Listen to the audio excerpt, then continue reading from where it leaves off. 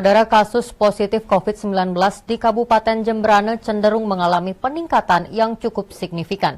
Secara kumulatif, kini jumlah kasus terkonfirmasi positif COVID-19 di Kabupaten Jemberana telah mencapai 1.275 kasus. Terkait dengan lonjakan kasus COVID-19 di Kabupaten Jemberana, kami telah terhubung secara virtual dengan juru bicara Satgas Penanganan COVID-19 Jemberana, Dr. Igusti Agung Putu Arisante. Om Swastiastu, Pak Dokter. Inggih, Om Swastiastu. Baik, terima kasih dokter sudah bergabung bersama kami di Bali hari ini. Dokter, terkait dengan tren peningkatan kasus positif COVID-19 di Jemberana, bisa mungkin disampaikan kondisi terkini terkait dengan kasus positif COVID-19 di Jemberana, dokter? Oke, baik. Sebelumnya saya sampaikan penganjali umat, Om Swastiastu. Assalamualaikum warahmatullahi wabarakatuh. Selamat sore dan salam sejahtera buat kita semua. Baik Pak, jadi untuk di Kabupaten Jemberana saya dapat sampaikan perkembangan data daripada COVID-19 Kabupaten Jemberana. Jadi yang Bapak sampaikan tadi memang merupakan data terakhir kemarin itu Pak, yang 1.275. Saat hari ini yang terbaru itu 1.298. Nah itu yang terbaru, 1.298. Dapat saya sampaikan pada 2 minggu ke belakang, jadi pada awal-awal bulan Januari tahun 2021 memang terjadi peningkatan kasus Pak. Jadi rata-rata antara 35 sampai 40 per harinya di Kabupaten Jemberana. Demikian barangkali yang saya dapat sampaikan, Pak.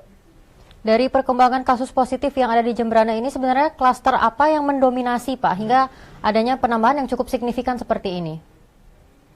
Iya, jadi kalau saya urut ya, jadi yang mendominasi atau yang berkontribusi dari sekian kasus sampai 1.298 ini adalah didominasi oleh klaster keluarga.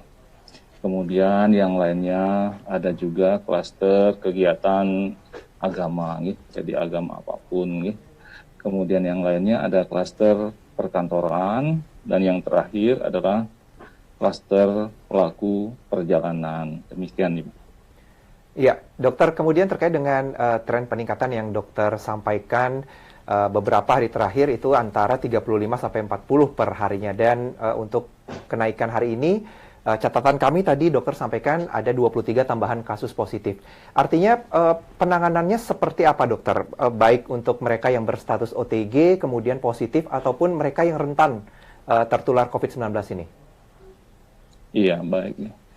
Jadi kalau masyarakat kita ketahui bahwa guna menurunkan, sebenarnya kita kan cita-citanya atau tujuannya itu menurunkan atau paling tidak meminimalisir peningkatan kasus. Sebenarnya kita dari hulu sampai ke hilir ya, kita harus tangani. Di hulunya kita tentunya harus lakukan hal-hal yang terkait dengan promosi kesehatan yang dilakukan secara masif ya.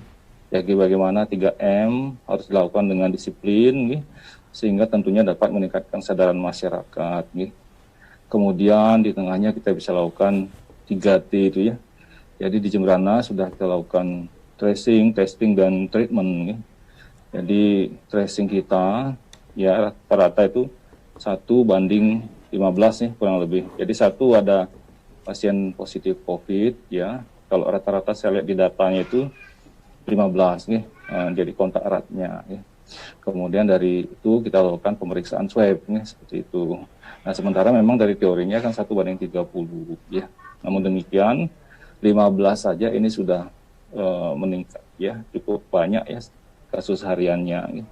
Nah yang terakhir tentunya adalah kita melakukan treatment Jadi treatment perawatan ya di Jemberana, kita merawat atau melakukan isolasi pada pasien yang COVID positif ya, baik yang tanpa gejala ringan, sedang sampai berat Nah itu dilakukan di beberapa tempat ya. Jadi pertama kita lakukan isolasi di hotel Nah, sampai saat ini ada 2 hotel ya yang kita lakukan tempat untuk isolasi bagi pasien yang tanpa gejala.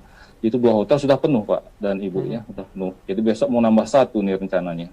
Kemudian untuk puskesmas ya, puskesmas ada 4 puskesmas yang merawat. Itu hampir penuh ya, hampir penuh. Jadi kapasitasnya 38, isinya 31. Nah, kemudian rumah sakit ya, semua sakit juga hampir penuh, isinya sekarang ini ada 42 kasus COVID yang kita rawat di rumah sakit, sedangkan kapasitasnya 61. Nah, memang kalau dilihat untuk mencapai 61 kan 42 ya sekitar 19, tapi 19 tempat tidur ini kita sudah gunakan untuk pasien-pasien yang suspek gitu ya. Jadi hampir full gitu nih suspek ya yang sudah kita lakukan swab dan menunggu hasil seperti itu. Jadi pada intinya kita melakukan hal-hal yang sesuai dengan regulasi, yaitu ya dari hulu ke hilir ya. Jadi 3M kita lakukan dengan promosi kesehatan, kemudian kita lakukan 3T ya. Kemudian tentunya kalau di dalam pelaksanaan 3M itu ada masyarakat yang masih katakanlah belum disiplin ya, sesuai dengan surat edaran baik dari Bapak Gubernur maupun dari Pak Bupati. Dalam hal ini leading sektornya dari Satpol PP yang didampingi oleh dari pihak kepolisian dan TNI juga melakukan pro justisi dari warga yang mungkin tidak indisipliner terkait misalnya tidak menggunakan masker atau tidak menggunakan masker dengan baik dan benar seperti itu. Ya. Berarti dokter sejauh ini bagaimana masyarakat dalam menjalankan 3M tersebut? Apakah dengan adanya penambahan yang sangat signifikan ini sudah ada perubahan dari masyarakat untuk lebih menaati protokol kesehatan yang diharuskan atau seperti apa keadaan masyarakat di daerah Jembrana? Iya, jadi kita di Satgas nih sudah berusaha maksimal melakukan tindakan-tindakan yang tentunya dapat mensupport motivasi masyarakat, memberikan pencerahan ya untuk melaksanakan 3M ya. Jadi kalau hal ini tidak dilakukan dengan baik dan benar, tentunya ini berisiko, berpotensi terjadi penularan. Nah, bagaimana perkembangannya 3M? Memang kita perlu melihat lagi ke depan nih, dalam beberapa minggu atau beberapa hari, apakah terjadi penurunan atau tidak ya terhadap kasus yang ada di Jembrana. Harapan kita seperti itu, karena selain 3M, hal-hal yang berpotensi misalnya nih, kegiatan-kegiatan organisasi, keagamaan dan seterusnya, ya perkantoran, di sekolah dan seterusnya. Kalau ada kegiatan, kita selalu menyampaikan untuk bersurat dulu ke Satgas nih, ke Satgas kita lakukan verifikasi ya, verifikasi langsung ke lapangan. Di dalam verifikasi kita lakukan memberikan informasi bagaimana terkait pelaksanaan 3M, misalnya pada saat masuk kita lakukan pemeriksaan termogan pada orang-orang yang akan melakukan kegiatan.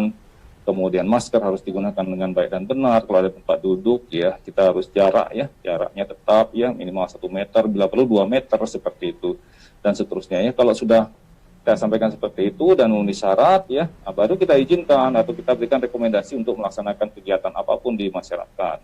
Ya harapan kita kalau nanti kita bisa lihat ya, karena kita sudah terus-menerus melakukan sudah ya dalam artian kalau kita tidak bersama-sama, ya kuncinya kebersamaan sini. Jadi tidak bisa setengah-setengah, harus bersama semua, dari pemerintah masyarakat bergerak bersama-sama. Nah, kebersamaan inilah yang paling penting.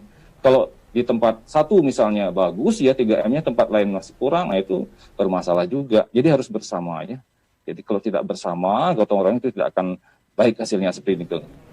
Iya, dan tentunya itu menjadi harapan juga dari dokter selaku juru bicara Satgas COVID-19 agar masyarakat juga bersinergi begitu ya dokter bersama pemerintah. Iya, betul. Baik, ya dokter karena terkendala waktu, terima kasih sekali lagi sudah bergabung bersama kami di Bali hari ini. Dan tetap jaga kesehatan dokter, selamat menjalankan tugas kembali. Inggih, baik, terima kasih. Saya akhiri dengan Om Santi Santi Santi. Om Santi Om. TVRI Bali, media pemersatu bangsa.